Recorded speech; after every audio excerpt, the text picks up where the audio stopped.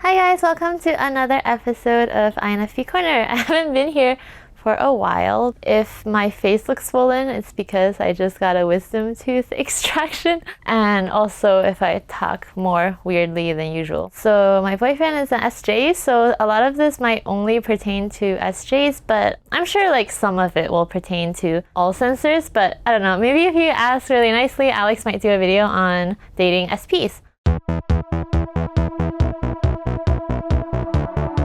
So I know Alex and I have done a lot of work to dispel the negative stereotypes of sensors, but I thought it might be helpful for me to do a video on the 5 joys of dating a sensor. Do I think that intuitives should always be with sensors? No, but I used to think that intuitives make the best romantic relationships, and sensors together make the best romantic relationships.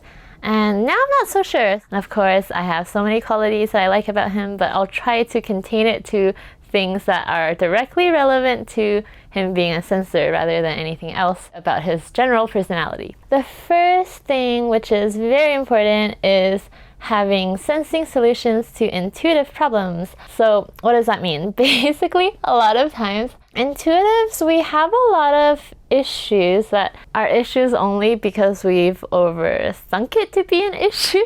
You might be in some sort of existential disarray, like sometimes I'll be sad and I'll be thinking like, oh, that's because the universe is sad, or like there's no meaning to life or whatever. Like some sort of big intuitive general scheme of why I'm sad, but then he'll just be like, have you eaten today? And I'll be like, oh shoot, I forgot to eat today. Or like, he'll be like, well, the chair that you're sitting on is really uncomfortable looking here. Let me get you a pillow. Like, this sounds so silly, but it's actually things that happen to me. And I know this is like a INFP, INTP thing because we have really horrible SE, but sometimes we don't really notice the things that are happening in our external environment, and sometimes we don't notice the things that are happening in our own body, so bad SI and SE. And when we feel bad or when we perceive there to be a problem, there's all these complex explanations as to why. And if I talk to Alex, we'll kind of therapize me and analyze, how I might have had issues with my parents in my childhood, all these things. But a sensor, they'll just try to buy you some chocolate, and sometimes that does help. Actually, most of the time that helps. Obviously, intuitive solutions to problems are valid, but they don't solve 100% of problems, and in a lot of cases, sensing solutions actually work. Okay, second thing is I find that a sensor can know more about you than yourself in some aspects. They do this by being very observant, and like intuitives are observant too, but we're observant for different things. Like we might be observing some ideas or like some general scheme about the person, like they're that kind of person in general, or they are more likely to have these kinds of ideas. But a sensor, they will just notice some very concrete things about you that you might not even think about. Like this is a really silly example, but through dating Alan, I realized that a lot of times I can't tell if I'm too hot or too cold. I'm so thinking about something too hard and I'm not really noticing that I'm like sweating or sneezing, but he will notice that. And then there's just stuff like he knows about some of my sensing preferences, like what foods I like, etc., more than me, because I tend to not really think that much about that aspect of myself. In that sense, he knows me better than myself. The third thing,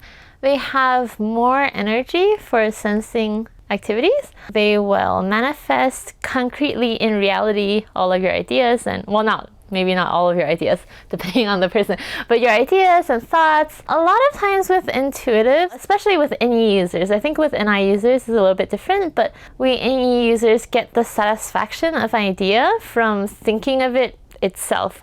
Like we've thought of the idea and that's the satisfaction, so then we don't really think to actually manifest it, but an SJ will try to manifest it. Like for example, even with this channel, this is so funny, but I think Alex and I thought about how, it would be nice to get better equipment, but then we just are like, oh, we had that thought, and then now the thought is gone. But Alan actually helped us get better equipment and to use it, and now that's why it's 1080p instead of 360 when we first started. Oh, and the other thing is with the helping with equipment thing is a lot of these things actually completely stresses and tires me out. I think it's true for a lot of intuitives. Like, it's not that we don't have the capability to interact with the world in a sensing sense, but our tendency is to interact with the world on a more intuitive way, and a lot of times fiddling around with objects, especially unfamiliar objects, new objects, is really exhausting. So it's actually really nice to have someone who does not get drained by that and is occasionally even energized by such activities. And then of course there's like sensing things that maybe no one likes to do, like taxes or laundry. I think there's a stereotype that like SJs love to do these things, but I think like no one likes to do them. But still, the sensing people will get drained less than intuitive people. The fourth thing I wrote here, link to reality. A lot of times, like us intuitives, we're kind of in our own insular world. Like, we know what we like and the ideas that we have, but we kind of don't take the rest of the world into consideration. There's a lot of things that are really important to like a lot of people that we tend to not think about because they're pertaining to like sensing more than intuition.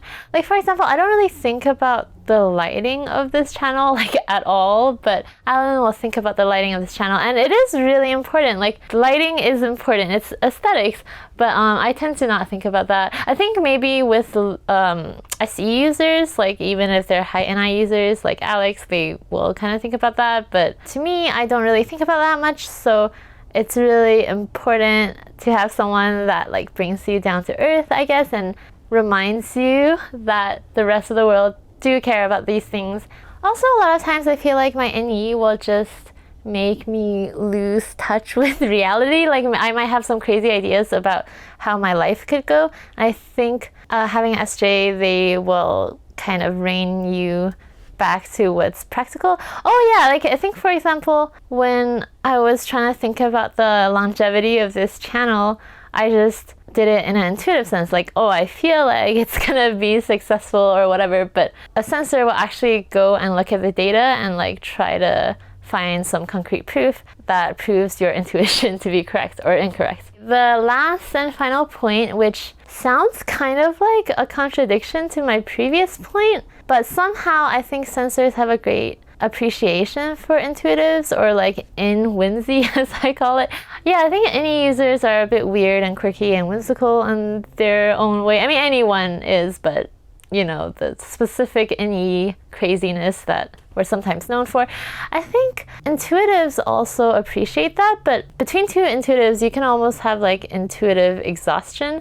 Like, I have NFP friends and NTP friends where we're both like spouting off crazy ideas, and it's kind of similar in a sense, but I don't think I appreciate that so much, or they appreciate me as much as a sensor. And it's really the lower function superego thing.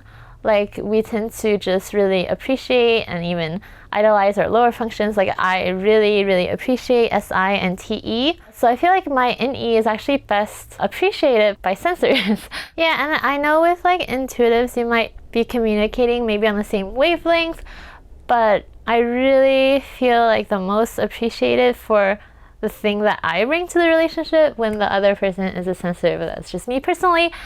Yeah, okay, so guys, let me know what you think of this video, and if you've ever dated a sensor or considered dating one, and what are your experiences with that. And people who are SPs or dating SPs, do you think what I've said is completely different than for the SPs?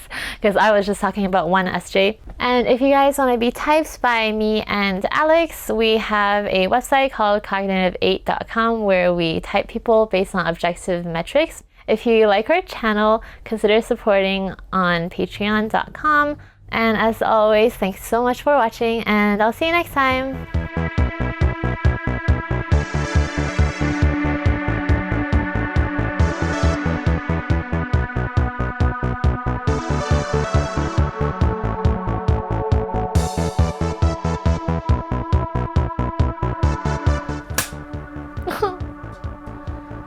so nervous. The first and most important thing I find is sensing.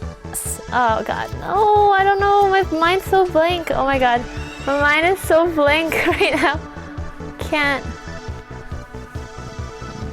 We're gonna make a cameo. No. I might leave that in. No, I'm kidding. Kiss from encouragement. Yay! I am encouraged.